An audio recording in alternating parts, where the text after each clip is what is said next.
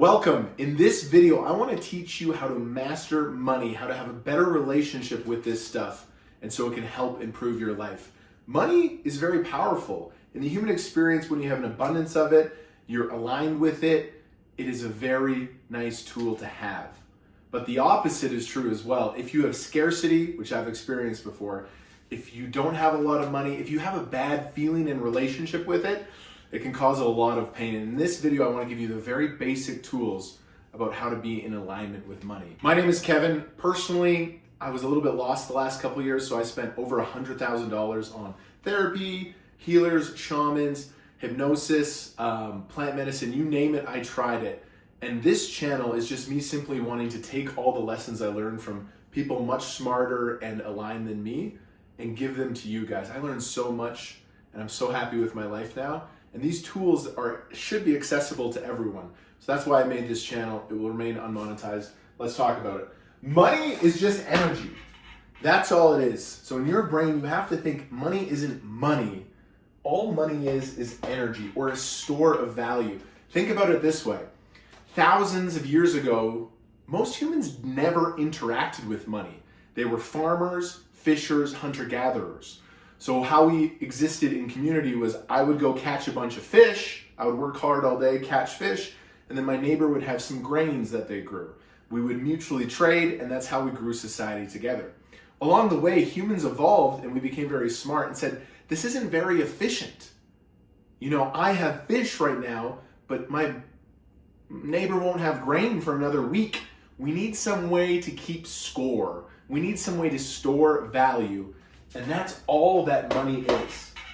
Think about it. If you're on a desert island and you're about to die from dehydration and starvation, this is worthless. It's not going to do anything for you. All that is a store of value because us humans have agreed to use it as a store of value. So start thinking about it in this way. Okay, this is a very key visual graph to understand.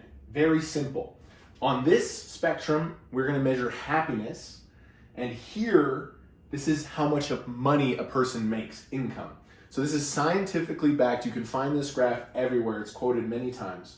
So they have studied the human population. And they do find that if somebody has no money, if they're in poverty, their happiness is correlated to that, which makes sense. You know, if you are literally waking up every day in fight or flight, without food or water, I mean, you're not going to be very, very happy. So they found that as you slowly make more income, your happiness does rise. It usually looks something like this, and it starts to curve off, and then there's always, this is key, a very specific data point. And at a certain point, guess what? The graph flatlines. It goes absolutely straight. So what does this tell you? You know, on this channel, we want to use our instincts, but also a lot of data to understand. So it makes sense. As you make more money, you are going to feel more happiness, more peace, more safety. That's very intuitive. As humans, we can get that. If your tribe isn't accounted for, you're going to be restless. You should be anxious. If you have no money, you should be anxious and depressed because that's your body telling you it's time to go. But this is key. There's always a point called financial freedom. And after that, there is no more correlation. So that means they've done studies. If someone has $10 million versus $1 billion, it's exactly the same to them. There's no longer a payout of happiness. So now that we all understand that, let's look at the 3 different financial pillars. Again, this is a rough breakdown. There's more nuance, but this is a really good understanding. So let's start at the bottom. Poverty. If you're living in poverty, that means you don't have access to food, shelter, or water. You know, thankfully, on the world right now, statistically, actually the fewest percentage of humans are living in poverty. You know, people think the world is so bad right now. There is a lot of rough stuff going on, but in general, humans are living longer and happier than ever. So this is actually way smaller than it has ever been in human history, thank goodness. I can't speak on this. I don't know what that's like, to be honest. My parents, bless them, always gave us food, water, shelter, education. We were protected in this way. So I'm just actually going to skip right by it. All I do know that is that if you are in poverty, I know a higher power made you and you're a special person, and you probably are destined for more. If you wake up every day, try your hardest, ask for help and get your feet under you, it doesn't have to be like this. But again, we'll just quickly move on. I haven't experienced that personally. Now, these two states of financial being I have experienced. Let's talk about scarcity. Most humans live in financial scarcity. This means that money is like a constant timer in their head. They're living paycheck to paycheck. It's a massive source of stress. You go to work, you get a paycheck, it instantly goes into the cell phone bill or rent, and it feels like you're on an endless treadmill. It feels like you're in the rat race. And because of this, you start to harbor a lot of resentment. In my family growing up, we experienced money scarcity. My parents actually had more money than they let on, and they intentionally kind of hid it from us kids. There were some good effects. We got disciplined really quickly, but yeah, there was definitely some issues here. Money scarcity is tough. I remember living in money scarcity for years and years and years. I was constantly worried about what was going to happen to my family, but it's tough. It's like that you're on this constant treadmill, and companies own your time. You can never relax. If you go to work, you always dread going to work the next day. And because I was in this state for so long, I thought rich people were bad. Oh, if they're rich, they must have sold their soul. Oh, if they're rich, they probably are the most evil person. It's not true. Yes, some rich people are evil, but a lot of rich people are very, very good. So what would I do if we're in money scarcity? This right here is the key to all of it. Remember how we said money is energy? Guess what else is energy? Time and assets. These are all forms of energy. And when you realize you're the creator of your life, you have the ability to convert these things. Yes, money is different than time, but if you are dedicated, you can take your time and convert it into money. Because these are all energetic things, you have the power to do whatever you want with these. Guess what? If you have money, you can also convert it into assets. If you have assets, you can convert it into all time. You decide where your energy goes. If you say, oh, I don't have any money, well, guess what? You can make money. You are a powerful person. You really need to take your time and convert it. So when I was in money scarcity, I quickly realized I didn't want to be here anymore. I took all of my time and assets and intentionally converted that energy into money. This is a hard thing because it requires a lot of work. For example, I woke up every day when I was 21 years old. I went tree planting. I worked construction jobs. I started a lawn mowing business. All of my friends were out having fun, living life, and I realized I don't want to be money scarce anymore. This is what you have to do. If you have no money, you should look around your house. Do you have a PS5?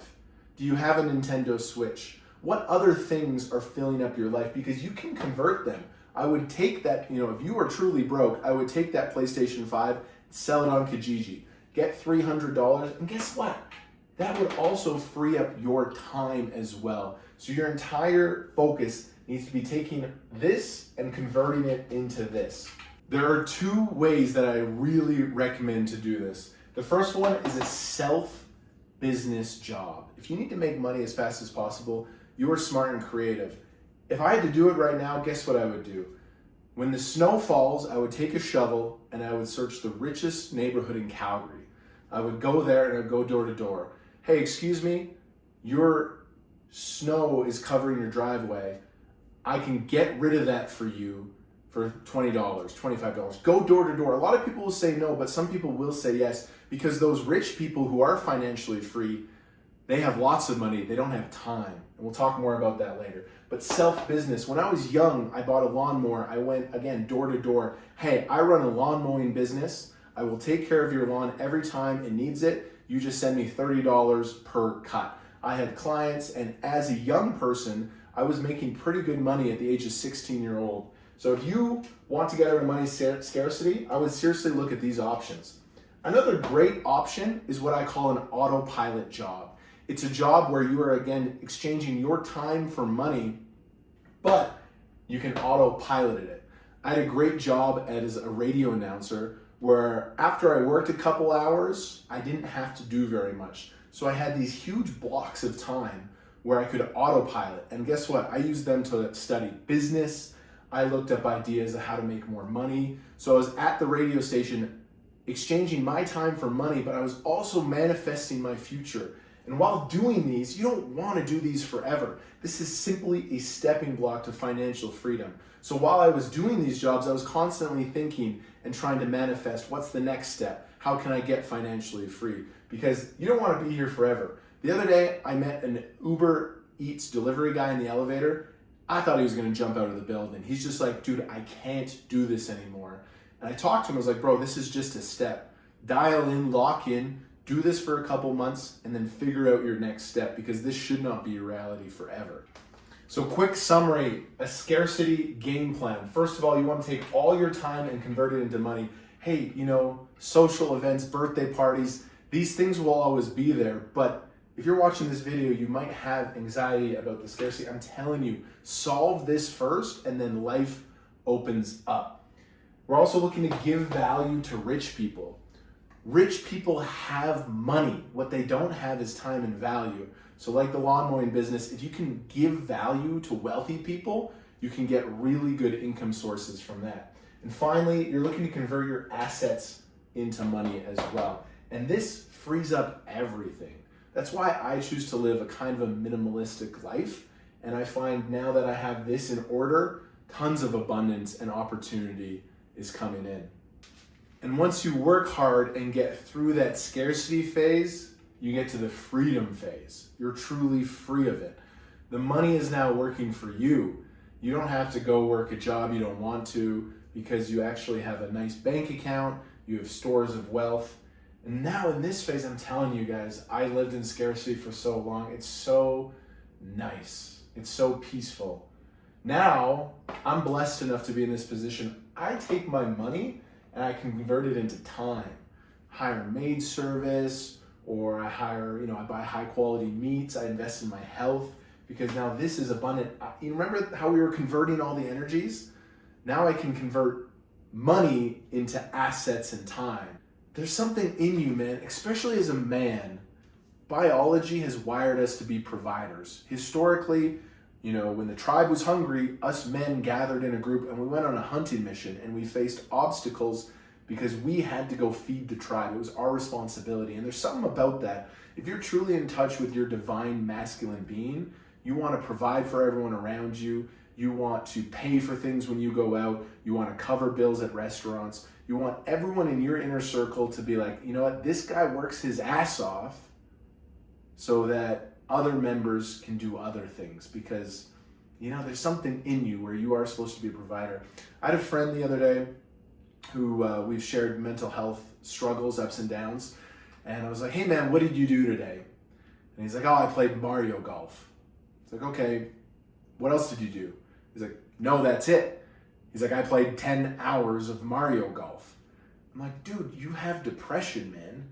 Do you not see the correlation? Your ancestors did not battle tigers and go through the Black Plague for you to play 10 hours of Mario Golf. No wonder you're depressed. That is your inner guidance system telling you it's time to go build something. It's time to go find a pursuit, find some purpose. It's all tied together. And last point I want to make, you got to be very careful with this. Money does not equal self-love. If you are a sad person inside, if you don't love yourself, money is not a band-aid to it. Again, I've experienced this. I've tried to get so much money, but I remember years ago, I would look at my bank account and be like, wait, I was poor, but now I have so much money. Why do I feel so bad inside? I tried to use money as a band-aid, and that is simply not it. You got to go inside and figure out what's going on there. Money is a beautiful tool in this life. It is absolutely powerful. I hope after all this, you have a better understanding and a better relationship. Thank you guys very much. I hope this video helped, and maybe it can help you make some improvements in your life financially. Appreciate it a lot. A sub, a comment, a subject you want to hear about, please let me know. Cheers.